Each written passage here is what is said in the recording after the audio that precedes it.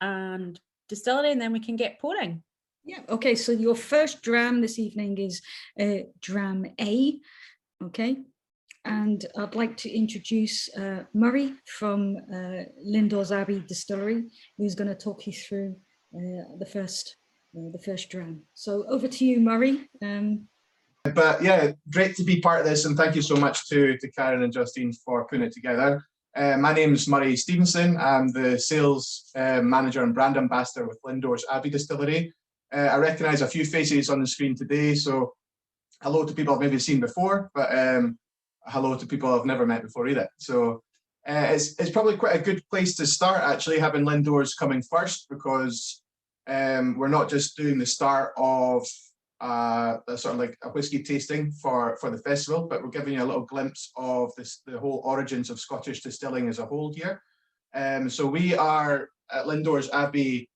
I'm going to give you like a little bit of a sort of tale as such, to give you a little bit of the glimpse of the sort of history behind us as well. So bear with me if I'm jumping between centuries a little bit here. It'll kind of make sense when you're having a wee taste.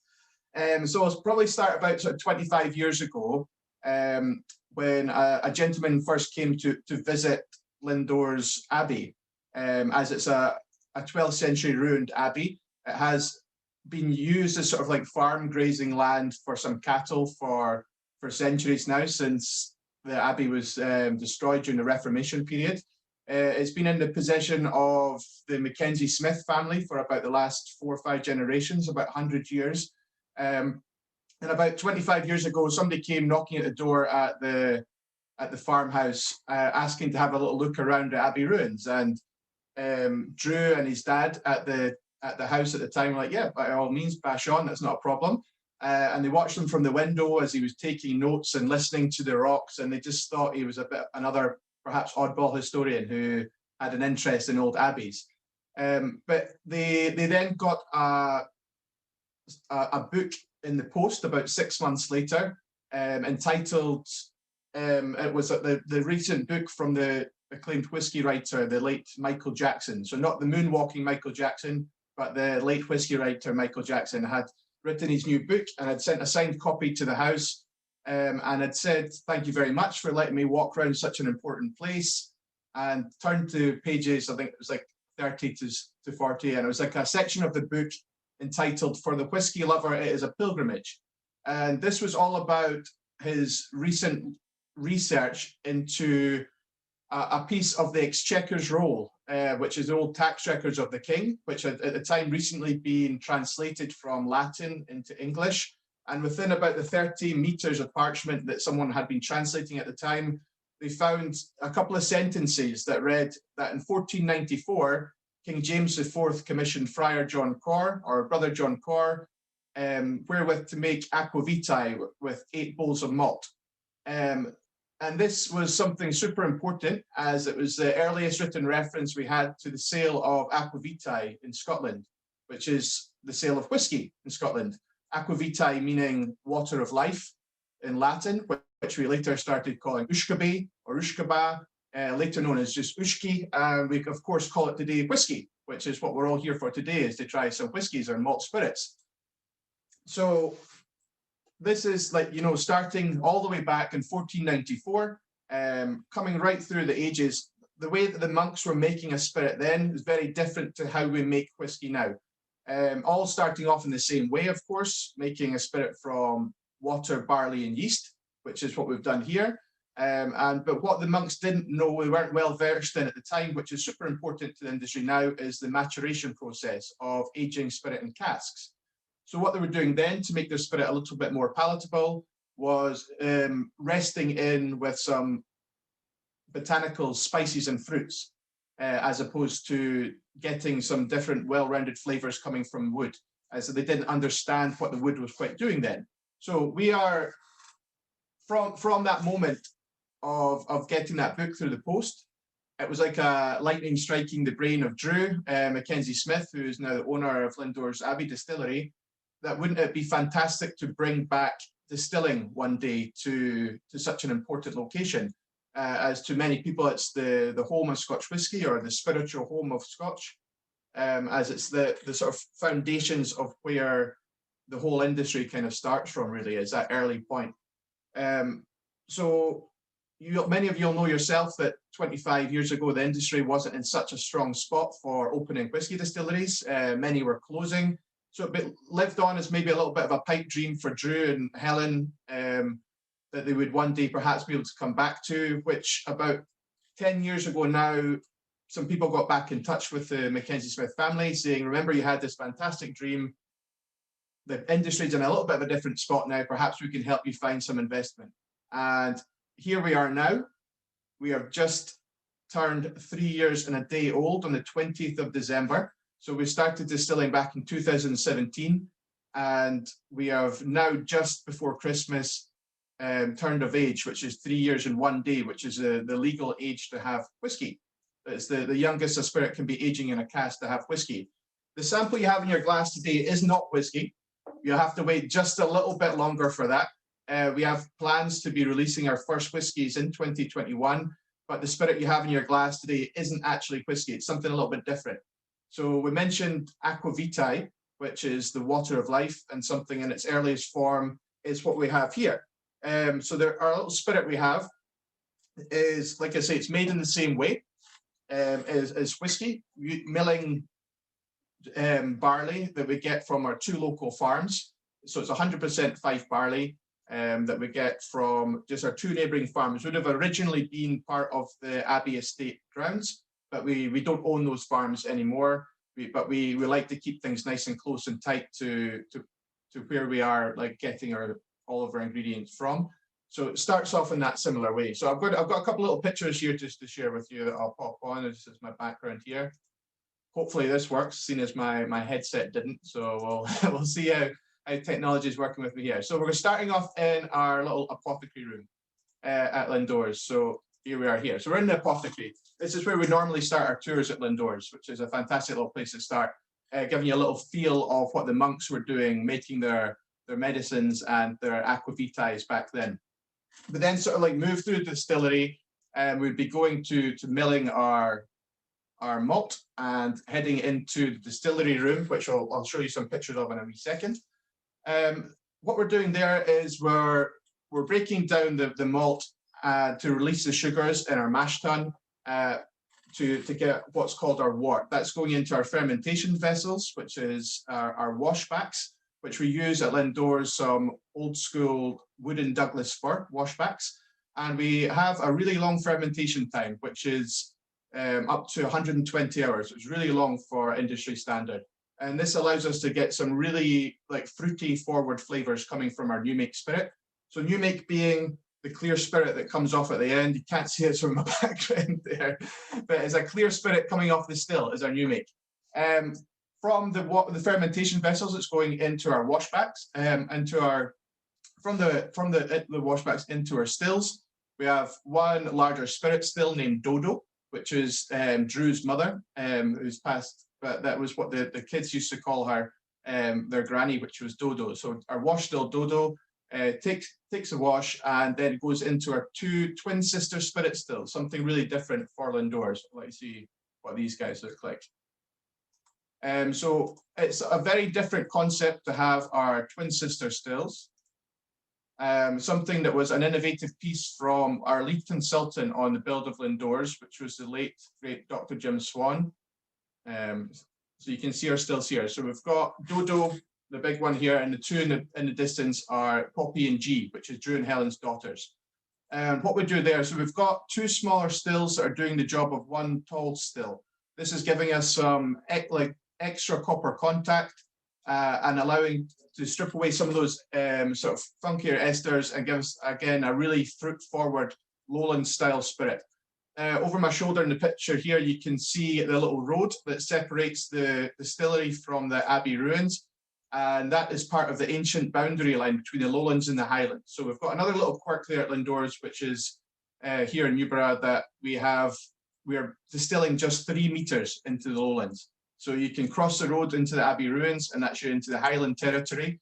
And we're distilling just 3 meters into the lowlands. This boundary in its earliest stage was for taxation reasons. Now it's kind of the boundaries are sort of drawn up, giving you more of a different idea of the sort of flavor of you're going to get from your new make. So we are looking for a sort of quintessential lowland style spirit, nice and fruity, light, very sort of hedgerowy forward, lots of citrus notes there you're going to get in the new make. And what we've got here now is in the spirit is we have our aqua vitae. So what we've done is we've got our new make spirit, and we're not putting it into cask. We're doing this with 99.99% of all of our spirits going into cask to become our whiskey in the future. But for our aqua vitae that you have in your glass, we're keeping a little bit of it back, and we're resting it with some local botanicals, some spices and fruits. Many of the botanicals are foraged from the Abbey ruins in our own gardens. And this is giving us something really different. Like I say, back in the early days, this is what the monks were doing with the first whiskies, was resting it with these botanicals, spices and fruits. So we can't call this whiskey because it's not been aged at all. It's not gone into any casks. So I'm just coming back out of these pictures here. So we're essentially, the color, it looks a little bit like whiskey, smells a little bit like whiskey because it started off in exactly the same way. It's starting off with our new make, and then we're just adding some, it's a bit fruitier, a bit more spicy, a bit more herbaceous than you're going to get from a whiskey, but a bit more well-rounded than you might get from another botanical spirit like a gin, because it's made with a young malt spirit instead of being made with a neutral grain spirit. So if we're having a wee taste of it now,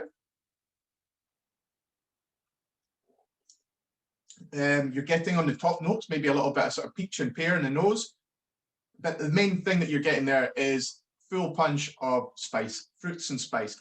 Perhaps a little bit of a cliche note to say Christmas cake when you're doing a tasting. If you're doing a tasting with a group of people, especially if it's a sherry tasting, get quick in there and say Christmas cake. You can't go wrong. And you can sit back and enjoy the rest of your night, and you're done and dusted. Either say vanilla or Christmas cake, and then you can enjoy your tasting with no stress.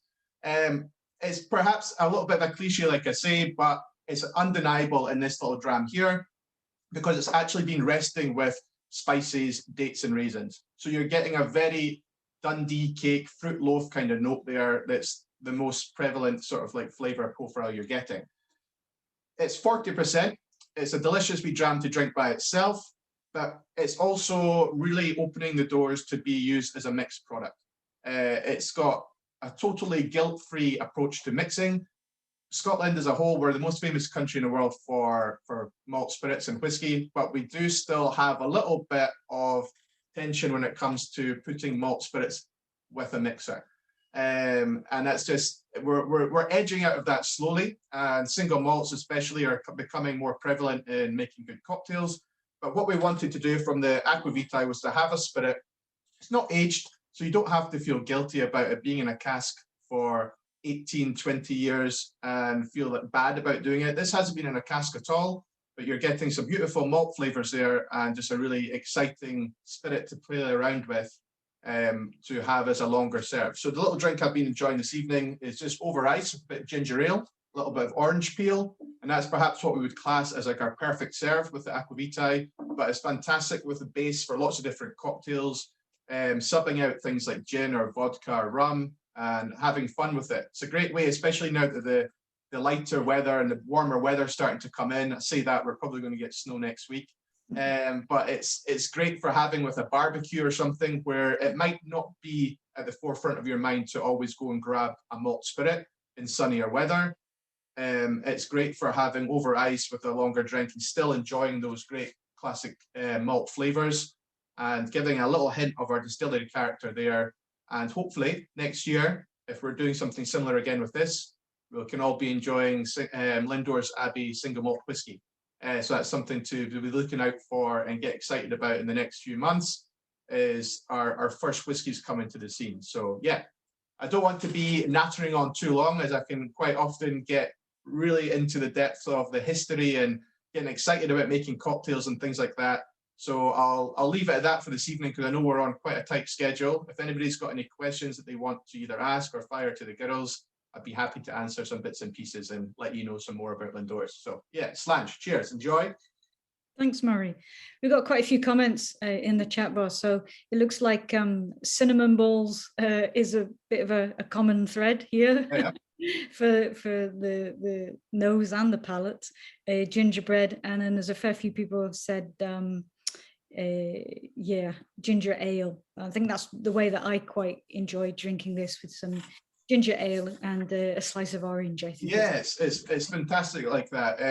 Yeah, those notes are absolutely perfect. Like, what we really wanted to do was capture the essence of what the monks were doing in their early days there. So they were trading things like salmon and fleece from Lindores Abbey up the River Tay, because we're just on the River Tay in Newborough.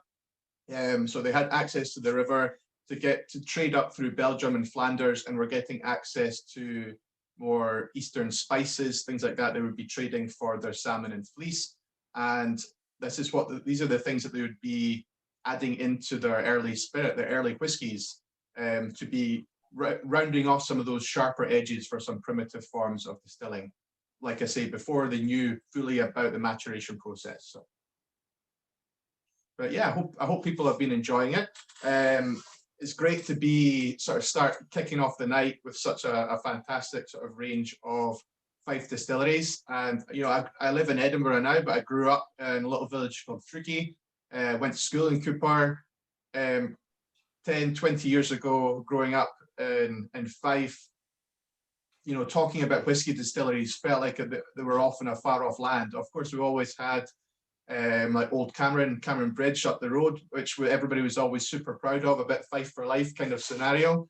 But you know, now being able to just sort of join a whiskey festival full of Fife distilleries is something that's super special to be part of, and just exciting. We're not quite rivaling the likes of Speyside just yet, but we're growing all the time, and we've got ourselves a nice little whiskey trail on the go now for Fife distilleries, and it's really, really great to be sort of part of this era of Fife taking over Scottish whiskey.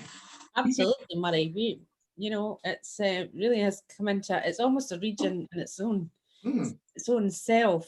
Can I just quickly ask a quick question? Yes, please regard do. to the border between the Highland and the Lowland. Yep. So are you going to be predominantly a Lowland spirit, or are you going to, or is there going to be elements taken from Highland whiskies that might drip into Lindores Abbey?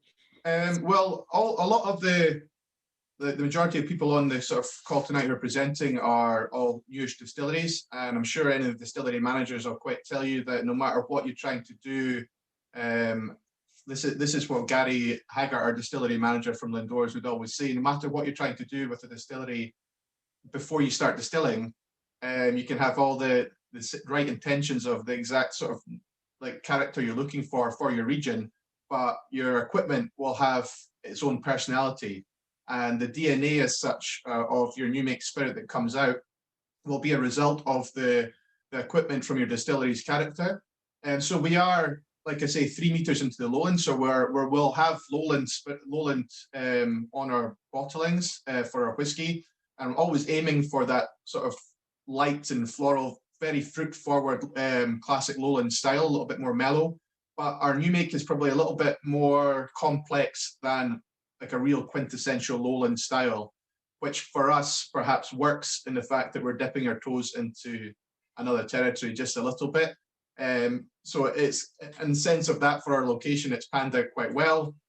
But I think going forward, you'll probably start to see a much bigger play of different regions tapping into each other's region style. And this whole being able to say you're in Speyside, so you have to have a Speyside style, you're in the lowland, so it has to be lowland, that kind of scenario. I think the lines are already starting to blur a little bit for lots of different distilleries, and that's only a good thing. I think for people being able to paint with more colours than they have in their palette is always a sort of a bright thing for whiskey distilleries to be able to do. So what we don't do is we don't use peat at all at Lindores.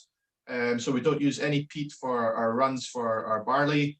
We may do some flirting with some peated expressions in the future, but these will be finishings more so than putting peat through the stills. Gary would always tell us that it's very difficult to get your new make style or your DNA of your distillery back to exactly what it was once you start introducing peat. It really does cling to every aspect of the distilling process. So I say that now we We mentioned Lady Bank, or what was Lady Bog, quite a lot in our chats at Lindores, if you're able to come for a tour someday. So who knows, we may do Pete sometime in the future, but it's not in our plans at the minute. So Thank you. That was Yeah. very well answered. Cool, thank you, Murray. It's always Perfect. tough. It's always quite tough introducing the first dram because it is the first dram and people are very quiet. So I'm sure, like as they've had a few more, they'll come up with some questions to ask you. So if you stick Oh, around, sure. I'll be here having a few drinks as well. So once everybody's a bit more lubricated and their tongues are a bit looser, then I'm happy to hear some questions later on in the evening once everybody's finished chatting as well. So.